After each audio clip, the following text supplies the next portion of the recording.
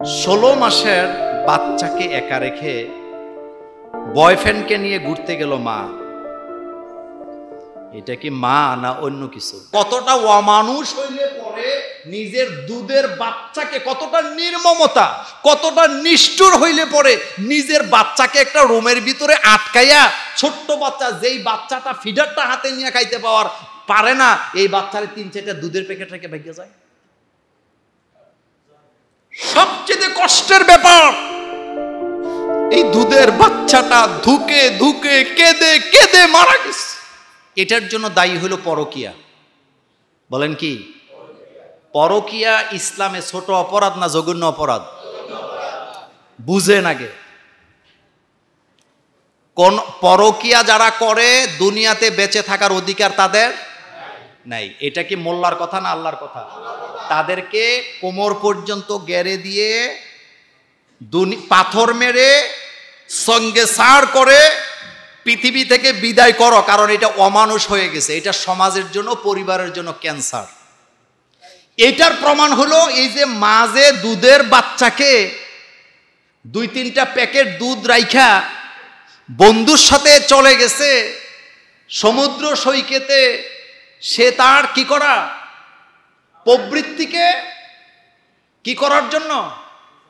তো সুতরাং আমরা এখানে এটাই আপনাদেরকে সব সময় বুঝাই, পরকিয়াটা হচ্ছে ক্যান্সারের চেয়ে আরো মারাত্মক। বিয়ের আগে যদি কেউ জিনা করে তাদের শাস্তি, আর বিয়ের পরে যারা জিনায় লিপ্ত হয় তাদের শাস্তি কি একরকম? আপনি 2টা 3টা 4টা বিয়ে করেন শরীয়ত সম্মতভাবে, শরীয়তে কোনো নিষেধ। কিন্তু আমাদের দেশে কি জানেন, একটা লোক যদি 2টা বিয়ে করে, যে শুনে কয় লোকটার চরিত্র ভালো না, 2টা বিয়ে করছে। কিন্তু জিনা যদি করে, পরকিয়া করলে কোনো সমস্যা নাই। তো তোর মাথার ভিতরে ঘিলু আছে বেড়া। আপনি 2টা স্ত্রী রাখতে চান, 3টা রাখতে চান, 4টা রাখতে চান, আপনি বৈধভাবে রাখেন, কোনো অসুবিধা। আপনি তাকে বিয়ে করেন, আপনি তাকে মোহরানা দিয়ে সাক্ষী দিয়া বিয়ে করে আপনি তাকে ভরণ পোষণ দেন, যেমনে পারেন তেমনে চালান, তার সাথে সম্পর্ক করেন, এতে শরীয়তে নিষেধাজ্ঞা নেই। কিন্তু আপনি আরেকজনের বউ নিয়ে, আরেকজনের মা নিয়ে যাবেন কেন? এই জন্য তারা হইল সমাজের জন্য, পরিবারের জন্য কি। স্বামীটা বিদেশে থাকে, 3টা বাচ্চা ছোট ছোট, শুধুমাত্র পরকিয়ার কারণে আবেগ চালিত হইয়া নিজের সংসার, নিজের স্বামী, নিজের বাচ্চাদেরকে রাইখা পালায়া যায়, এমন অমানুষ আছে না? না, আমি আবারও বলি, এই জন্য ইসলাম এগুলাকে কি করছে? কঠোরভাবে দমন করছে। জিনার লা তাকরাবু জিনা, জিনার কাছেও যাওয়া যাবে না। আপনি চিন্তা করেন তো, একটা মা কতটা নিচে নামলে পরে, কতটা অমানুষ হইলে পরে নিজের দুধের বাচ্চাকে, কতটা নির্মমতা, কতটা নিষ্ঠুর হইলে পরে নিজের বাচ্চাকে একটা রুমের ভিতরে আটকাইয়া, ছোট্ট বাচ্চা যেই বাচ্চাটা ফিডারটা হাতে নিয়ে খাইতে পারে না, এই বাচ্চারে 3-4টা দুধের প্যাকেট রেখে ভেঙে যায়। সবচেয়ে কষ্টের ব্যাপার, এই দুধের বাচ্চাটা ধুকে ধুকে কেঁদে কেঁদে মারা গেছে। দুনিয়ার কোন মানুষ তার ডাকে সাড়া দেয় নাই।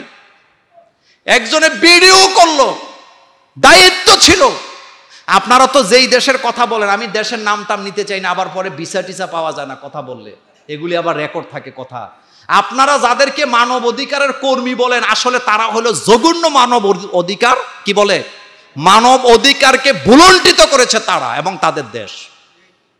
তারাই দুনিয়ার মানব অধিকারকে মানব অধিকার দিতে পারে শুধুমাত্র ইসলাম। কে দিতে পারে? একজন মায়ের উপরে 30 মাস নিজের বাচ্চাকে লালন পালন করা ফরজ করেছেন কে? সুবহানাল্লাহ পড়েন মিয়া। একটা মায়ের উপরে কয় মাস? 30 মাস ফরজ, বাধ্যতামূলক। বাচ্চা ফেলায়া কোথাও যাওয়া যাবে না। আর কতটা অমানুষ, অমানবিকতার পরিচয় সেখানে দেওয়া হয়েছে। নিজের বাচ্চাকে ঘরের ভিতরে রেখে সে পালায় গেছে, খবর নাই। বাচ্চাটা 10 দিন 12 দিন ধুকে ধুকে কেঁদে কেঁদে পৃথিবীর মানবতার কপালের মধ্যে লাথি মেরে বাচ্চাটা দুনিয়া থেকে বিদায় হয়ে গেছে। এই বাচ্চার অভিশাপ শুধু মা পাবে না, সমাজ ব্যবস্থাও পাবে। পাবে কিনা? সমাজ ব্যবস্থাও পাবে। এমনি এমনি গজব আসে না, গজব আসার কারণ আছে। এই বাচ্চাটা কি কোনো অপরাধী ছিল? ইসলাম যেখানে একটা বাচ্চাকে যার সন্তান বলার অধিকার আপনাকে কি দেয় না, ইসলাম খুব সতর্ক। আর সেই জায়গায় একটা বাচ্চা, নিজের জন্ম দেয়া বাচ্চাকে রেখে মা চলে যেতে পারে, এটা কি মায়ের জায়গায় আছে নাকি এটা অন্য জায়গায় চলে গেছে? মা কাকে বলে? রাসূল করিম সাল্লাল্লাহু আলাইহি ওয়াসাল্লাম বসে আছেন গরমের দিন, একটা বালক একটা পাখির বাচ্চা ছানা বাচ্চাকে হাতের তালুতে নিয়ে আসতেছে। ছোটবেলা তো আমরা এই কাম করছেন না আপনারা? এখন ভালো হয়ে গেছেন আর কি। ছোটবেলায় এই কাজ করছেন না? পাখির বাসায় হাত দেন নাই জীবনে? দিছেন। পাখির বাচ্চাটা নিয়ে আসছে, আল্লাহ রাসূল দেখতে পেলেন পাখির বাচ্চার মাটা চতুর্দিকে উঠতেছে ঘুরতেছে, বাচ্চার মায়া। রাসূল বালককে ডেকে বললেন, বালক, এই বাচ্চাটা তুমি জানছো, দেখো মাটা কিভাবে ঘুরতেছে। মা বাচ্চাকে ভালোবাসে না এমন হতেই পারে না। গরু তার বাছুরকে ভালোবাসে, হরিণী সে জানে বাঘের সাথে পারবে না, কিন্তু হরিণের বাচ্চাকে যখন বাঘ সিংহ আক্রমণ করে জীবন দেওয়ার চেষ্টা করে, একটা বড় হায়না যখন একটা হাঁসের বাচ্চাকে আক্রমণ করে, হাঁসের কাছে তেমন অস্ত্র নাই কিন্তু সে আক্রমণ করে কি করে না। রাসূল বলেন, তুমি যে বাচ্চাটা নিয়ে আসছো, মাটাকে দেখো, মায়ের মমতা কত। মাটা কষ্ট পাইতেছে, ও বালক যেখান থেকে আনছো সেখানে দিয়ে আসো, নতুবা তোমার উপরে আল্লাহর লানত হবে। এবার বাচ্চা দৌড়ায় যে পাখির বাসার মধ্যে বাচ্চাটা রেখে আসলেন, মাটা শান্ত হয়ে গেল। আল্লাহ রাসূল বলেন, এটাই মায়ের ভালোবাসা। এটা মায়ের কি? একটা কুকুর যখন বাচ্চা দেয়, আপনি এই কুকুরটার কাছে যেতে পারবেন? বাচ্চাদের কাছে? আপনাদের বাড়িতে মুরগ আছে না? মুরগি, মুরগির বাচ্চা ধরে দেখেন তো, আপনার মুরগে সুমা দিব? আপনি বুয়া বাড়ি না কি বাড়ি হেডা চাইব না, আপনার নাকে মুখে এসে ধরবো যে আমার বাচ্চা ধরলি কেন, এটা হলো মা। বলেন এটা কি? কিন্তু পরকীয়ার কারণে ওইটা আর মায়ের জায়গায় থাকে না, এটা অমানুষ হয়ে যায়, তার হৃদয়ের ভিতরে ভালোবাসা বলতে কিচ্ছু থাকে না। এই জন্য ইসলাম এটাকে কঠোরভাবে কি করেছেন? নিষিদ্ধ। আমরা আজকের এই মসজিদ থেকে দোয়া করি, আল্লাহ পৃথিবীর সকল মায়ের মমতাকে তুমি বজায় রাখো, আমার নারীদের কলিজায় সন্তানের ভালোবাসাকে অটুট করে দাও।